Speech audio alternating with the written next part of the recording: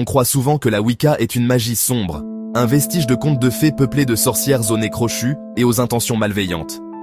L'imaginaire collectif, nourri par des siècles de folklore et des décennies de cinéma, a peint un tableau de chaudrons bouillonnants de potions sinistres, de pactes obscurs conclus à la lueur de la lune et de malédictions jetées dans un murmure.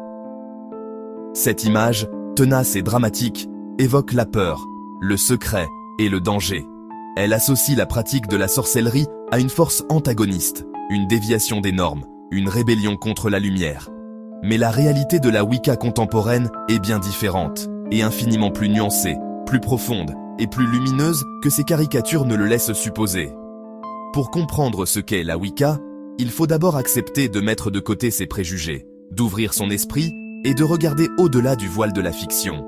Il faut se défaire de l'idée que la magie est intrinsèquement une force de nuisance, pour découvrir une spiritualité qui, au contraire, cherche l'harmonie. La Wicca est une spiritualité moderne, une religion néo-païenne officiellement reconnue dans de nombreux pays qui a pris forme au milieu du XXe siècle en Angleterre. Bien qu'elle puise son inspiration dans d'anciennes traditions, folklores et pratiques magiques pré-chrétiennes de l'Europe, elle n'est pas une survivance ininterrompue de ces cultes anciens. Elle est plutôt une reconstruction, une réinterprétation créative et sincère de ce que signifie vivre en harmonie avec le monde naturel. Son cœur n'est pas un dogme rigide gravé dans la pierre, mais une célébration vivante des cycles de la nature, de la danse cosmique de la lune et du soleil, du passage des saisons, et de la recherche constante d'un équilibre délicat entre les différentes énergies qui animent l'univers. C'est une voix qui perçoit le divin, non pas dans un ciel lointain et inaccessible, mais ici, maintenant, dans le murmure du vent à travers les feuilles, dans la chaleur du soleil sur la peau, dans la fertilité de la terre sous nos pieds. Pour les Wiccans, le sacré est immanent, il infuse chaque parcelle de l'existence. Pour beaucoup, ce n'est pas une religion de peur, mais un chemin de connexion, d'intuition et de respect profond pour le vivant. C'est une invitation à ralentir, à observer, à ressentir. Dans un monde moderne, souvent déconnecté et frénétique, la Wicca propose de renouer les liens. Elle enseigne à voir le monde non pas comme une ressource à exploiter, mais comme un partenaire, un enseignant, une entité sacrée dont nous faisons partie intégrante. Cette connexion n'est pas seulement intellectuelle, elle est viscérale. C'est le sentiment d'émerveillement devant un ciel étoilé, la paix ressentie au cœur d'une forêt ancienne, la joie de voir les premières fleurs percer la neige au printemps. C'est aussi un chemin d'intuition qui encourage à écouter cette petite voix intérieure, à faire confiance à ses ressentis et à développer une conscience personnelle affûtée. Le respect du vivant est la conséquence naturelle de cette connexion. Quand on se sent lié à toute chose, l'idée de nuire gratuitement à un être vivant, qu'il soit humain, animal ou végétal, devient inconcevable. C'est une éthique écologique et humaniste qui découle directement de l'expérience spirituelle. Ces pratiquants célèbrent la Terre comme une mère, une déesse vivante. Ils honorent le rythme de l'année à travers un cycle de 8 festivals saisonniers, appelés Sabbat. Ces fêtes, comme Yule en plein hiver ou Lita au cœur de l'été, marquent les solstices, les équinoxes et les points médians agricoles.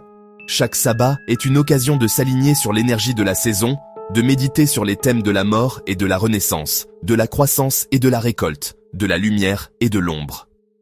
En plus des sabbats solaires, les Wiccans se réunissent lors des esbats, des rituels généralement tenus à la pleine lune pour honorer l'énergie lunaire et pratiquer la magie. Au cœur de cette pratique se trouve une idée fondamentale, la responsabilité. Chaque pensée, chaque parole et chaque action est une graine plantée dans le tissu de la réalité. Chaque choix porte en lui une conséquence, non pas comme une punition divine, mais comme une réaction naturelle, une ondulation dans les temps cosmiques. Cette conscience de la causalité est au centre de l'éthique wiccane. La règle la plus connue, le pilier éthique de la Wicca, est souvent résumée par le Rai de Wiccan. Quelle est cette règle ? Fais ce que tu veux, tant que tu ne nuis à personne. Cette phrase, simple en apparence, est d'une profondeur immense. Ce n'est pas un laissez-passer pour l'hédonisme sans limite, mais un appel puissant à la liberté personnelle et à la responsabilité radicale.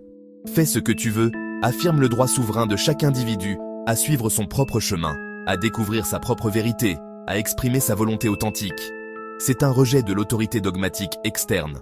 Cependant, cette liberté est indissociable de sa contrepartie, tant que tu ne nuis à personne.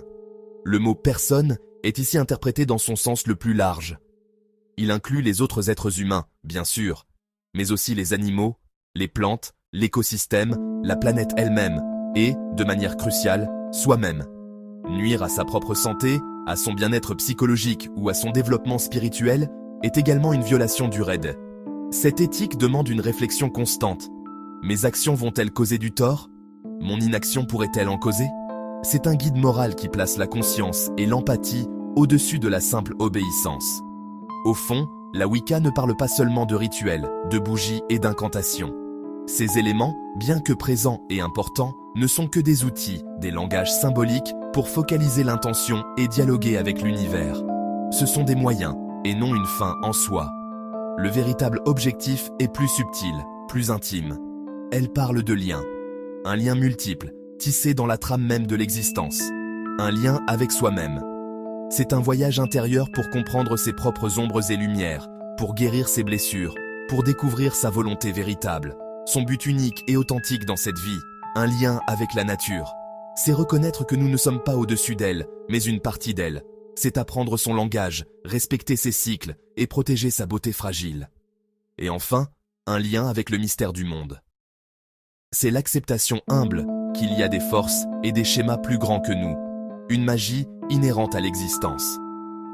La Wicca n'offre pas toutes les réponses, mais elle fournit une carte pour explorer ces questions, une boussole pointant vers l'harmonie, la responsabilité et un profond sentiment d'appartenance à la grande toile de la vie.